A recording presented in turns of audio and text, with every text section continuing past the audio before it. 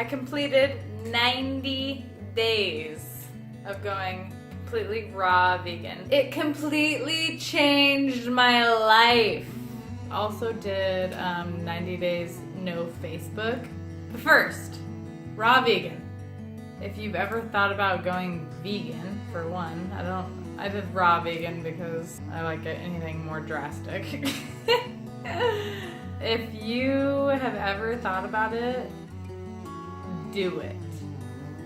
Check out my shirt. I love it. There's so many reasons. Hi, Princess. Do you want to say hi to YouTube? Hi, Princess. Oh, you're so cute. Okay, go. Bye-bye. First and foremost, meal prep time went down by tons of time. There's something so easy about chopping up a bunch of vegetables and then making a dressing and having that last for like a week and a half. Second thing is it completely changed my entire palate. I had a complete reset. It changed the way that foods taste to me. Everything became much more sweet, much more pure. It's like it became a lot more sensitive. So as far as the whole diet went, I basically did a challenge with myself where I didn't eat any processed foods. I made my own hummus, I made my own salad dressing. I didn't want any factors coming into this where I was unsure whether or not this was good or bad. So I was gonna do it 100%. Luckily, I'm gonna say luckily, it's the weirdest thing ever, but I slipped up 3 times because those 3 times told me a lot. I'll never forget one night I ate 2 slices of Costco turkey breast lunch meat that I buy my kids. The ingredients are literally organic turkey breast, water, and salt. It's all organic, free range. And those 2 small slices of meat would not digest. I was laying in bed and it felt like there was a brick in my stomach. Get it out of me! It felt so heavy. It felt foreign. It felt like it was extremely hard for my body to digest. 2 slices of meat. Another thing with the 90-day raw vegan is it sparked way more diligence inside of me. Basically just making the step to do something so drastic.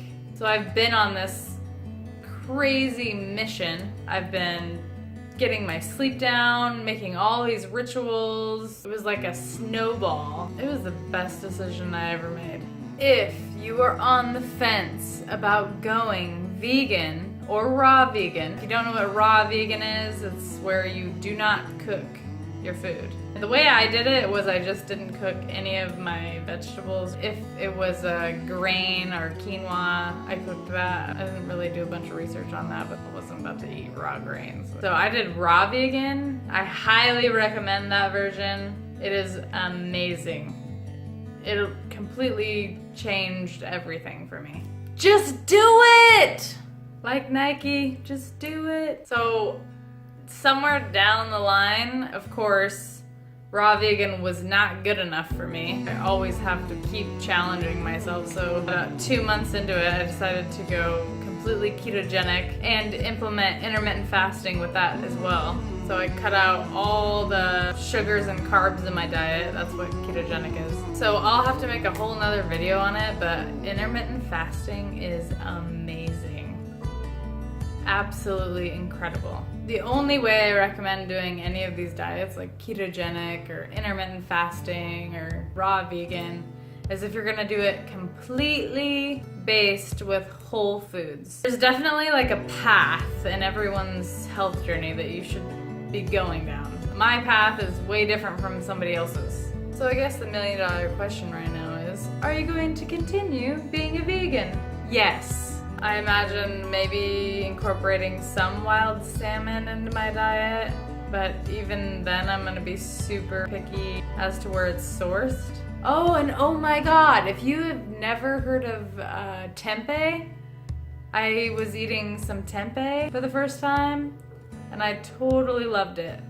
So a lot of people know about tofu, but tempeh is a much less processed version than tofu, and it's way better. It's much more dense and it's like meat. So I chopped it up into little cubes and I sauteed it with like onions and garlic and seasoned it up, and it was like eating kind of a meat in there. I highly recommend eating some tempeh for a little bit of substance.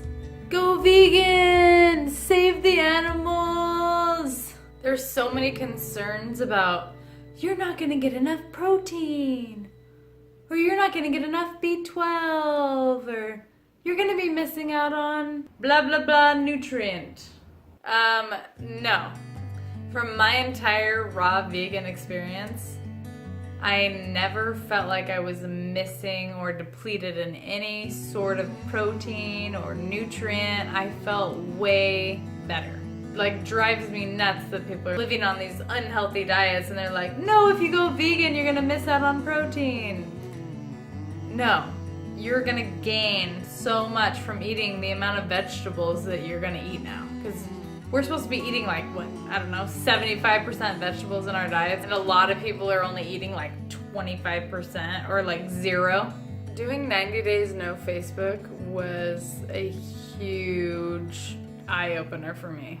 I did not realize how much time I was spending on my phone, especially around my kids, and I did not realize how much I was relying on that little tiny hit of dopamine that I got every time I was checking something or somebody was commenting or whatever it was. Removing Facebook from my life completely opened up this gaping hole of, I need to spend more time with myself.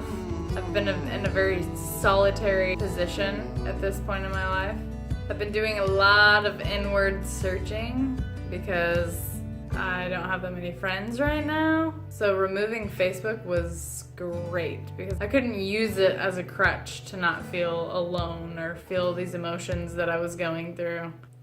My life has been completely changed. Thank you, 90-day challenge. Thank you, Kyle Cease and What the Health for inspiring this. So start doing your research, start planning, start prepping. If you've been thinking about it, just do it. Just do it and fail. What's the worst case scenario? You try and you fail? Ooh. Oh, I'm feeling a little out of it today, actually. I woke up at 3 in the morning last night, and I've been waking up consistently at 3 in the morning for the past like 4 days, and I'm tired, so I'm gonna have to do a lot of editing in this video. Thanks for following me on my journey. All right, you guys, make it a wonderful day.